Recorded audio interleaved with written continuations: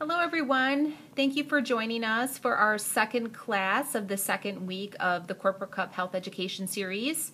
Today we have two guest speakers that are going to be talking about different strategies you can use to quit smoking. I have Joyce Erickson and Jackie Saraki from the Tri-County Tobacco Free Coalition that are going to be telling you about some of those strategies today. So pay close attention. Hello, ladies. Hello. Hello. Thank you very much for having us here today. Maybe one of the first things I want to say that when you're quitting the use of tobacco, there are many people and many factors out there that would like to stop you from doing that. And one of them is the tobacco companies. And Jacqueline here, if you could hold that up. We brought some plates of what are called other tobacco products.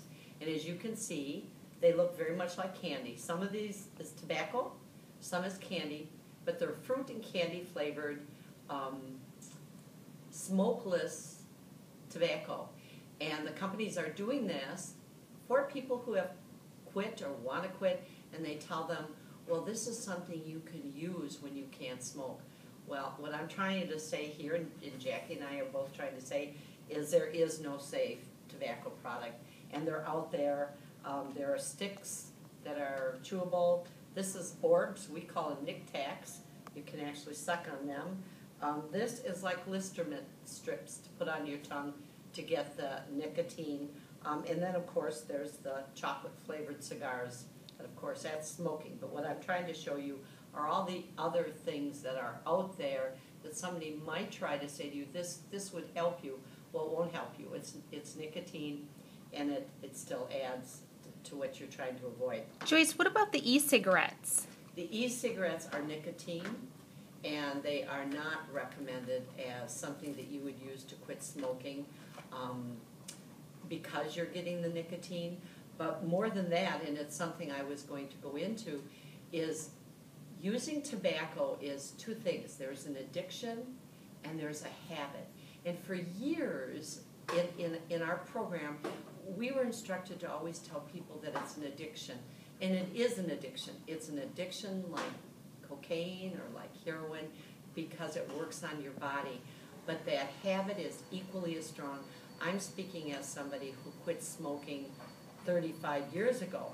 But I was a typical person that it was that habit. Having that cigarette in your hand, I could not imagine drinking a cup of coffee without my cigarette or picking up the telephone. A habit is oftentimes more difficult to break.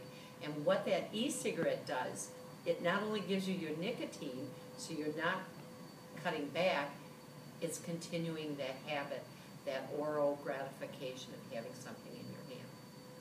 Does that answer your question? Yes, thank you. So the other part of a strategy is the desire, and to wonder, why am I doing this? Am I doing it for myself or am I doing it for others? Again, it used to be that we don't do it for others. You need to do it for yourself. Well, having worked in this field now for like 16 years, I'll tell you, many of the people that talked to me that were successful actually did it for others. They did it for a spouse. They did it for their children. In some cases, I had a woman do it for her dog because it's very dangerous to animals. Even fish in a fishing tank are hurt by the smoke in a room. So sometimes doing it for others is not such a bad thing. It sometimes works.